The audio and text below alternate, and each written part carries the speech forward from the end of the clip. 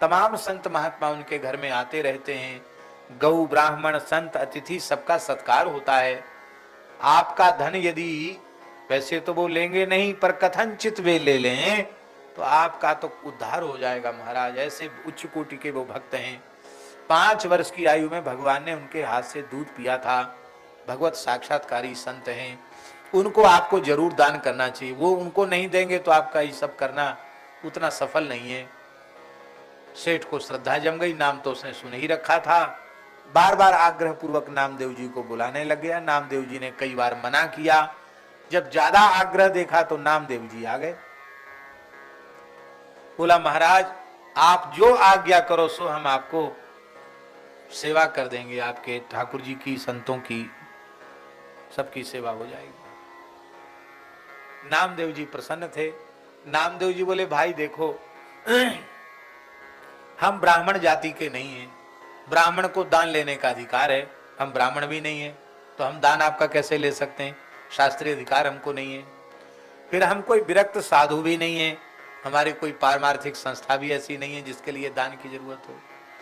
हम तो गृहस्थ व्यक्ति हैं, दर्जी का काम करते हैं, उसी से हमारा गुजर बसर होता है।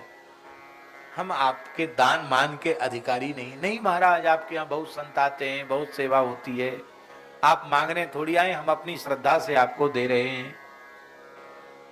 बहुत आग्रह देख करके श्री नामदेव जी ने कहा यदि आप अपनी श्रद्धा से दे ही रहे हैं, आपका इतना हठ है, तो हम जितना कहें उतना आपको देना पड़ेगा। सेठ बोला महाराज आप कहिए तो सही, जो कहेंगे तत्काल हम आपको दे देंगे। तो श्री नामदेव जी ने एक तुलसी के दल पर राम नाम लिखा और तराजू के पल्ले पर उसको नाम को पधराया और कहा इसके बराबर तौल कर सोना हमको दे दो, धन दे दो इसके बराबर तौल कर। वह देख करके सेठ बड़ी जोर से हंसा रहे, बोले महाराज रत्ती भर सोना भी तो नहीं चढ़ेगा, चलो इस पत्ता के बदले 10-5 किलो सोना हम आपको दे देते हैं। बोले अब 10-5 किलो रत्ती 2 रत्ती की बात ही नहीं, इसके बराबर दे दो बस खाली। वो समझ नहीं पाया, सारा सोना चांदी जवाहरात सब रख दिया, पर तुलसी का पत्ता राम नाम जिस पर लिखा था वो तो हिला ही नहीं महाराज। धनवाला ऊपर झूल रहा था, निराश हो गया। तो नामदेव जी बोले कोई बात नहीं, बड़े आदमी हो, तमाम नाते रिश्तेदार आए, उनका भी धन इस पे रखवा दो, आभूषण रखवा दो, शायद हो जाए। सबके रखवा दिए, बाद में दे देना लोगों के। तो फिर भी नहीं हुआ। बोले अब महाराज मेरे पास कुछ नहीं बचा, मैंने सब धर दिया, घर में कुछ नहीं है।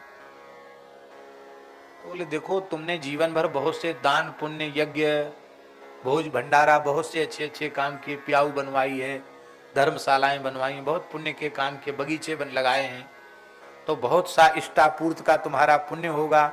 योग यज्ञ जप तप व्रत बहुत कुछ किया है तुमने, उस सबका जो पुण्य है ना, उसके पुण्य का संकल्प करके पल्ले पर छोड़ दो, शायद हो जाए। तो महाराज सारा पुण्य का संकल्प करके भी छुड़वा दिया, फिर भी पल्ला हिला ही नहीं। राम नाम वाला पल्ला तो भूमि से स्पर्श कर रहा था।